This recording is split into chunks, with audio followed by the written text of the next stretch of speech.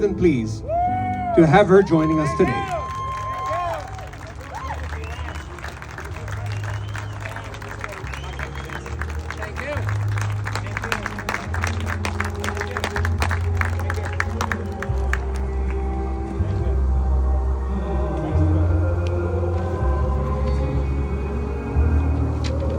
Shalom, ladies and gentlemen. Today, I am both happy and sad to standing here. I am happy because seeing the positive energy among you is beautiful, and our friendships brings me joy. And I am sad because the reason we are gathered here is tragic. Today, we are gathered to remember the catastrophe of last year. On a day like this, October 7, 2023, Hamas attacked Israel, resulting in the deaths of many innocent people, men, women, and children. Some say 1,300 were killed and 251 hostages. Very different news. They are not just numbers. They were fathers, mothers, children, and friends, perhaps your friends too.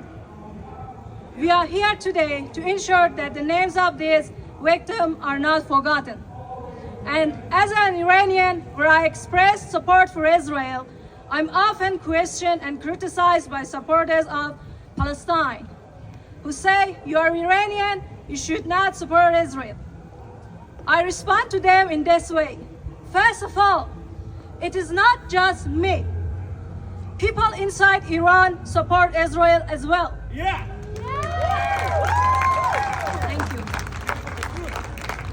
Secondly, there are over 300,000 Iranians lives in Israel, and their lives are also at risk.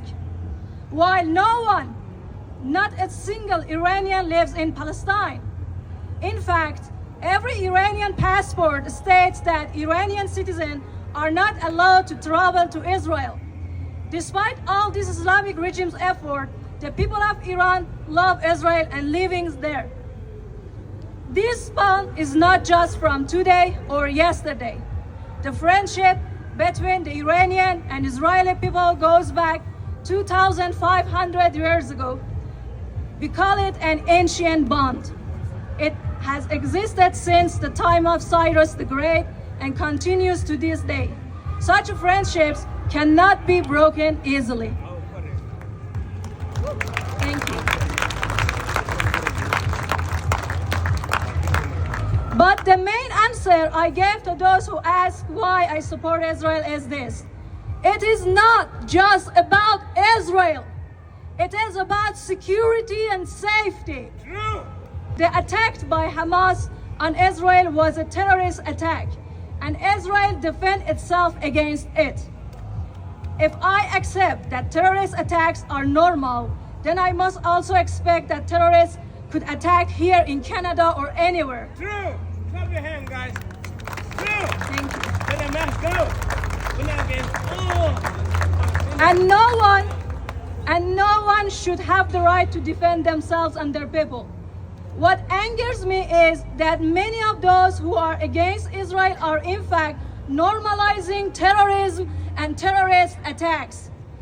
The word refuse to blame terrorists, it sounds like the word is siding with the terrorists, which means the destruction of security and safety. Just like in Afghanistan, where a terrorist group has been so normalized that it has managed to play the role of government. No more Osama bin Laden. Personally, I am grateful to Prime Minister Netanyahu and Israel army for standing against the terrorists of Hamas and Hezbollah. Especially Hezbollah is a second IRGC created by the Islamic regime of Iran to destroy Israel. We Iranians consider this fight against Hezbollah as our fight. This will help bring back security and safety to Middle East. It is shameful that the global media is trying to create hate against Israel by sharing false information.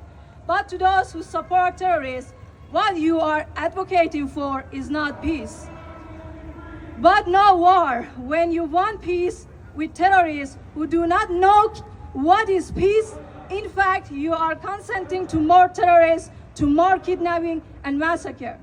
You cannot expect peace from those who love death. Yes. Yeah. Thank you. People who are against Israel, who I can say have been brainwashed by the media and lack much knowledge, are a complete contradiction to me.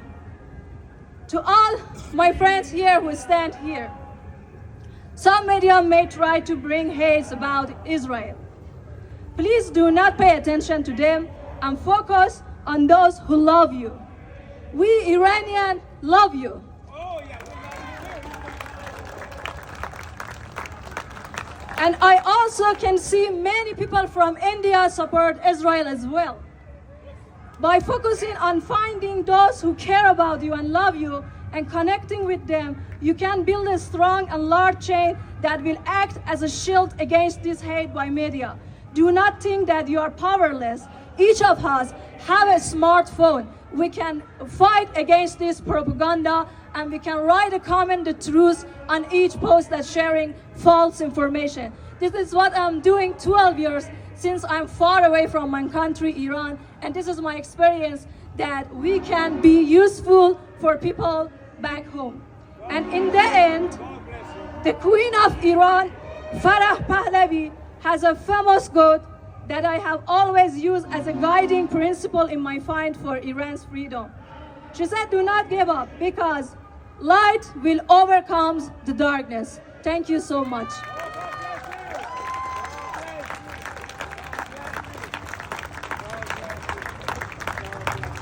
I accept that terrorist attacks are normal, then I must also expect that terrorists could attack here in Canada or anywhere. Palestinians don't only want your eyes on Rafah, eyes on Gaza.